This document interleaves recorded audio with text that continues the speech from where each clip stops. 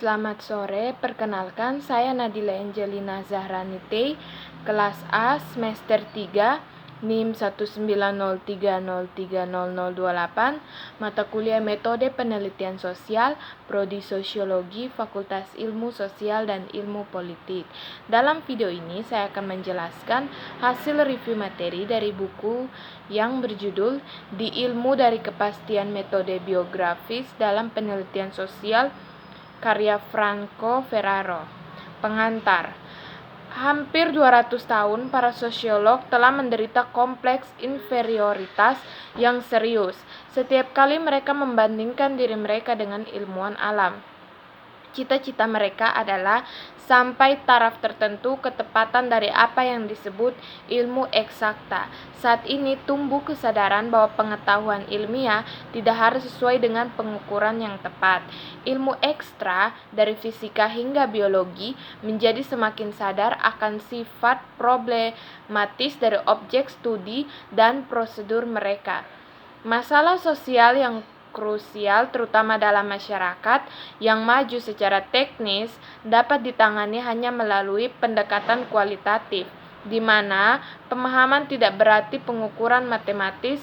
Pendekatan ini pada dasarnya bertumbuh pada materi autobiografi dan membutuhkan penemuan kembali nilai di individu. Sejak tahun 1950-an, orientasi baru yang bertumbuh pada tinjauan kritis tentang hubungan antara fakta dan nilai sedang berlangsung. Saya ingat poin-poin utamanya saat mereka muncul di hadapan saya pada saat itu. Poin yang pertama adalah perbedaan yang murni logis antara fakta dan nilai tidaklah cukup. Desakan dan nada kadang-kadang dramatis yang dengannya perbedaan ini telah dipanggil sesuai dengan keadaan kontingen, antara lain kebutuhan untuk memberi sosiologi atau status akademis yang pasti. Yang kedua, fakta. Seperti itu tidak ada artinya. Mereka memperoleh makna dan kepentingan sejauh mereka menguji hukum hipotesis. Hipotesis kerja tertentu atau sejauh mereka menampilkan diri sebagai bahan teori dan dengan demikian dimasukkan ke dalam teori. Yang ketiga, fakta. Dengan demikian memiliki arti dan memainkan peran penting dalam penelitian ilmu sosial sejauh ini, dan jika diletakkan dalam kaitannya dengan masalah yang didefinisikan dengan jelas dalam istilah dasarnya. Kita harus mengetahui bahwa epistemologi adalah parsial dan tidak memadai, tidak hanya komtek tetapi juga neopositivis, di mana ia menghilangkan dimensi historis dan fenomena sosial. Konsep sains keluar dalam kondisi miskin dan teredukasi. Faktanya tampak jelas bahwa sains adalah sebagaimana adanya, dan dengan demikian tidak mungkin untuk sepenuhnya memahami sains tanpa memahami apa yang kemudian terjadi.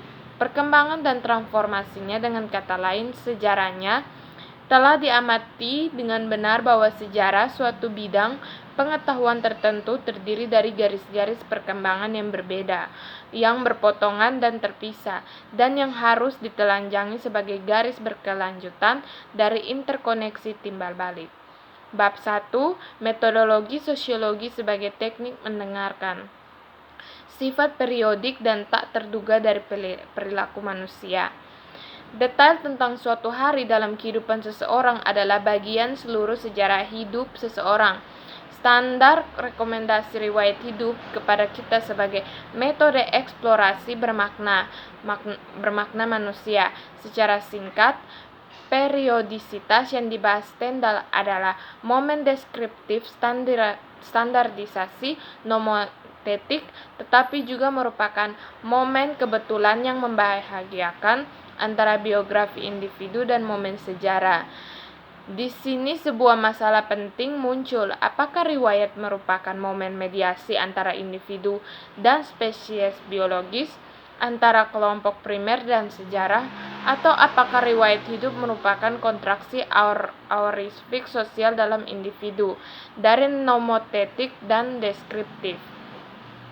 Saya telah berkomentar di tempat lain bahwa sejarah kehidupan membawa sosiologi kembali ke argumen yang dalam beberapa hal bersifat naturalistik.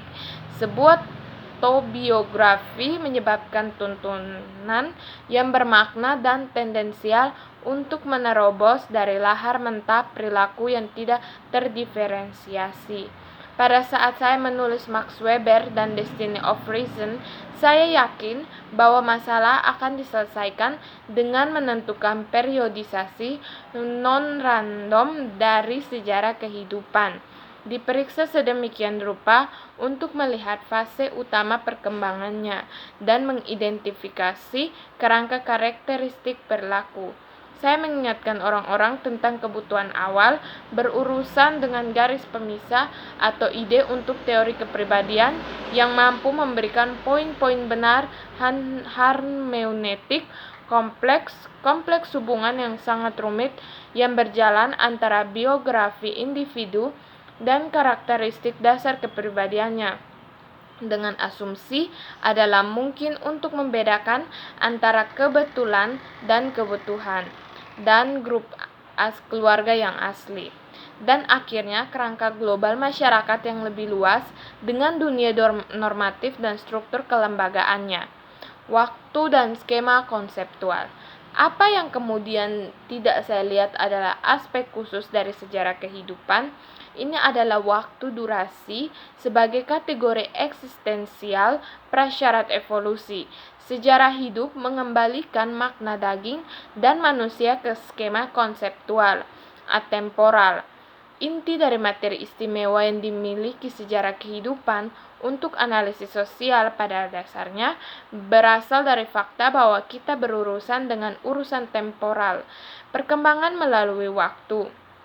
Dramanya dan sifat urgensinya berbanding lurus dengan rasa kemiskinan yang merupakan ciri manusia atau kekurangan waktu. Seperti yang telah diamati dalam hidup, waktu menentukan setiap situasi. Seseorang harus memutuskan. Pada dasarnya, refleksi yang sama ini adalah penarikan diri pandangan ke belakang dan ke dalam. Adalah sebuah naratif 5 perspektif dari sudut pandang kenang-kenangan sekilas. Untuk alasan ini, refleksi menyangkut tidak hanya waktu, tetapi keinginan untuk menggunakan, yaitu kehilangannya. Dalam ungkapannya, itu ada gagasan penundaan yang tidak terbatas sampai ada waktu, sampai terburu-buru urgensi akan berakhir. Namun, urgensi dan kurangnya waktu adalah konsep istilah dan situasi eksistensial yang saling terkait. Semakin cepat terburu-buru, semakin sedikit waktu untuk dimiliki. Urgensi menghancurkan waktu sebelumnya. Tujuan apapun yang bisa memberikannya makna untuk meletakkannya dalam bentuk yang hanya paradoks dangkal. Ini adalah diakronis dari sinkronik. Demikian pula sosiologi dan ahli ilmu sosial lainnya saat ini menghadapi risiko menerima sebagai batas yang tidak dapat diatasi suatu tindakan yang terlalu reduktif, konsepsi miskin dari realitas sosial yang bermakna manusiawi.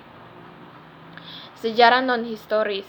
Sesuai dengan konsepsi realitas yang miskin, realitas yang diperkuat atau dirampas dari ketegangan dinamik internalnya yang bagi Aristoteles adalah telesi atau potensi yang diwujudkan atau bentuk yang disempurnakan, yaitu dorongan terhadap transformasi potensi menjadi tindakan adalah konsepsi sejarah manusia sebagai sejarah kepemimpinan atau elit.